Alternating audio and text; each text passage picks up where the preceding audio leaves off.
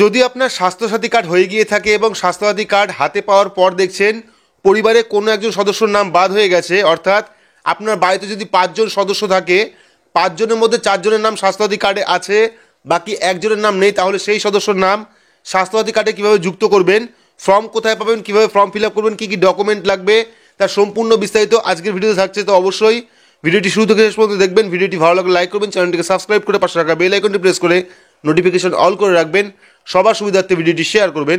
তো চলুন শুরু করি। তো স্বাস্থ্যসাথীর নতুন ফর্ম ডাউনলোড করতে হলে আপনাদের প্রথমে যেটা করতে হবে, আপনার স্মার্টফোন থেকে বা কম্পিউটার থেকে যে কোনো একটি ব্রাউজার ওপেন করবেন। ব্রাউজার ওপেন করে সেখানে গিয়ে সার্চ করবেন স্বাস্থ্যসাথী.gov.in। কিন্তু আপনার সামনে অফিসিয়াল ওয়েবসাইটে চলে আসবে। পরে এখান থেকে আপনারা কি করবেন, প্রথমে যে অ্যাপ্লাই অনলাইন যে অপশনটা সেখানে ক্লিক করবেন। ক্লিক করার পর কিন্তু আপনার সামনে চলে আসবে from a new member addition after receiving card. তো এটা কিন্তু সম্পূর্ণ নতুন ফর্ম, এবং আরও একটি ফর্ম চলে এসেছে এখানে, form C for member name correction after receiving card. অর্থাৎ এই যে দুটো ফর্ম, একটা হলো নিউ মেম্বার অ্যাডিশন, অর্থাৎ যদি আপনি স্বাস্থ্যসাথী কার্ড পেয়ে গিয়ে থাকেন, অর্থাৎ আপনি স্বাস্থ্যসাথী কার্ড হাতে পেয়ে গেছেন, হাতে পাওয়ার পরে দেখছেন যে আপনার পরিবারের কোনো একটি সদস্যর নাম সেই স্বাস্থ্যসাথী কার্ডে নেই, সেক্ষেত্রে কিন্তু ফর্ম নাম্বার এ আপনারা ফিল আপ করে জমা দিলে কিন্তু পরবর্তীকালে সেই সদস্যর নাম আপনার কার্ডে চলে আসবে। এবং ফর্ম নাম্বার সিতে কী আছে, ফর্ম নাম্বার সিতে যদি আপনার স্বাস্থ্যসাথী কার্ডে কোনো রকম ভুল থাকে, অর্থাৎ নাম ভুল, বয়স ভুল বা ছবি ভুল, সেক্ষেত্রে কিন্তু আপনি form number C fill up করে যাবতীয় কারেকশন করতে পারবেন। তো যেহেতু আমরা ফর্ম নাম্বার এ অর্থাৎ মেম্বার অ্যাড করবো, সেক্ষেত্রে আমরা কী করবো, এখান থেকে form number A for new member addition after receiving card সেখানে ক্লিক করবো। ক্লিক করার পর কিন্তু আমার সামনে ফর্মটা চলে আসবে। তো এখানে দেখতে পাচ্ছেন form number A application for name addition Swasthya Sathi, অর্থাৎ কার্ড হাতে পাওয়ার পর যদি আপনি দেখেন কোনো একজন সদস্যর নাম বাদ হয়ে গেছে, সেক্ষেত্রে কিন্তু আপনাদের এই ফর্মটি ফিল আপ করতে হবে। তো কীভাবে ফিল আপ করবেন সেটা দেখাচ্ছি আপনাদের।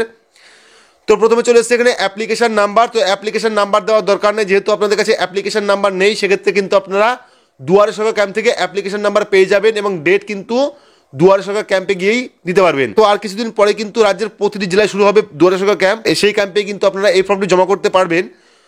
তো প্রথমে চলে এসেছে ডিস্ট্রিক্ট অর্থাৎ জেলা। তো এখানে এই ফর্মটা কিন্তু আপনারা ফুল ইংলিশ অর্থাৎ ইংরেজিতে ফিল আপ করবেন, ব্লক লেটার অর্থাৎ বড় হাতের। তো এখানে ডিস্ট্রিক্ট অর্থাৎ জেলার নাম লিখবেন, লেখার পর ব্লক বা মিউনিসিপ্যালিটি নেম অর্থাৎ ব্লকের নাম বা মিউনিসিপ্যালিটির নাম লেখার পর এখানে পঞ্চায়েত নাম, পঞ্চায়েতের নাম লিখবেন, লেখার পর ভিলেজ বা ওয়ার্ড নাম্বার।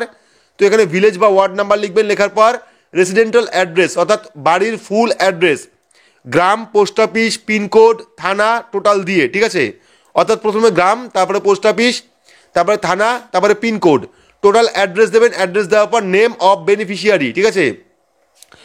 তো বর্তমানে আপনার যে স্বাস্থ্যসাথী কার্ডটা আছে, সেই স্বাস্থ্যসাথী কার্ডে হেড কে আছে, অর্থাৎ আপনার মার নাম আছে কি, সেক্ষেত্রে কিন্তু আপনাকে এখানে আপনার মার নামটি দিতে হবে, ঠিক আছে।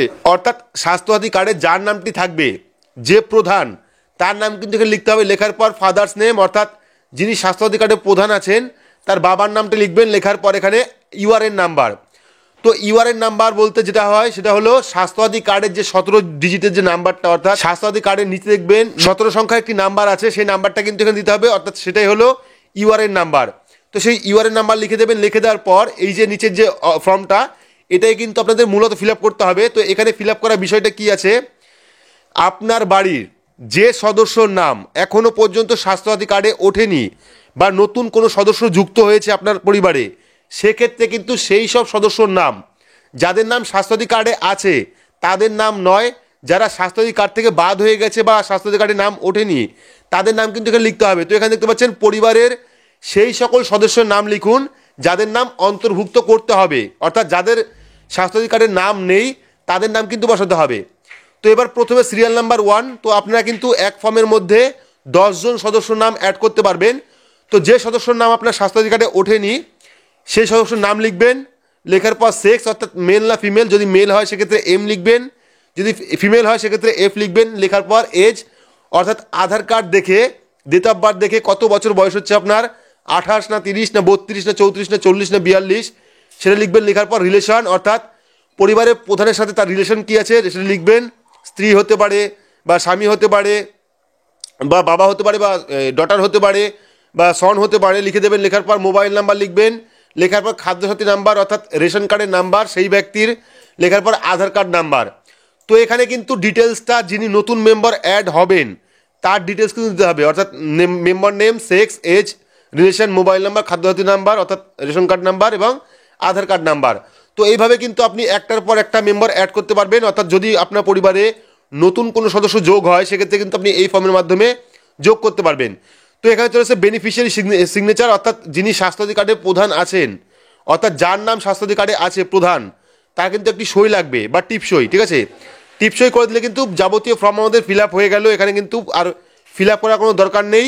আপনাদের এই যে নিচের যে জায়গাটা অ্যাপ্লিকেশন নাম্বার, এটা কিন্তু ছিঁড়ে আপনাদের দিয়ে দেবে। ঠিক আছে, তো এবার এর সাথে কী কী ডকুমেন্ট লাগবে? তো ডকুমেন্ট বলতে প্রথমে কিন্তু আপনাদের যে স্বাস্থ্যসাথী কার্ডটা আছে সেই স্বাস্থ্যসাথী কার্ডের জেরক্স, প্লাস পরিবারের প্রধান যিনি আছেন তার রেশন কার্ড এবং আধার কার্ডের জেরক্স, এবং যে নতুন মেম্বার অ্যাড হবেন তাদের কিন্তু খাদ্যসাথী অর্থাৎ রেশন কার্ডের জেরক্স প্লাস আধার কার্ডের জেরক্স কিন্তু লাগবে। ঠিক আছে, এই সব ডকুমেন্ট নিয়ে আপনারা এই ফর্মটি ফিল আপ করে দুয়ারে সরকার ক্যাম্পে জমা করবেন। সেক্ষেত্রে কিন্তু পরবর্তীকালে যে মেম্বারের নাম স্বাস্থ্যসাথী কার্ডে ওঠেনি তার নামও কিন্তু স্বাস্থ্যসাথী কার্ডে যুক্ত হয়ে যাবে। তো আশা করছি বোঝাতে পেরেছি যে ফর্ম নাম্বার এ অর্থাৎ স্বাস্থ্যসাথী কার্ডের নতুন মেম্বার কীভাবে যুক্ত করবেন। তো যদি ভিডিওটি ভালো লাগে তাহলে অবশ্যই লাইক করবেন, চ্যানেলটিকে সাবস্ক্রাইব করে পাশে রাখা বেল আইকনটি প্রেস করে নোটিফিকেশন অল করে রাখবেন, সবার সুবিধার্থে ভিডিওটি শেয়ার করবেন। তো আজকের মতো এইটুকুই, ধন্যবাদ।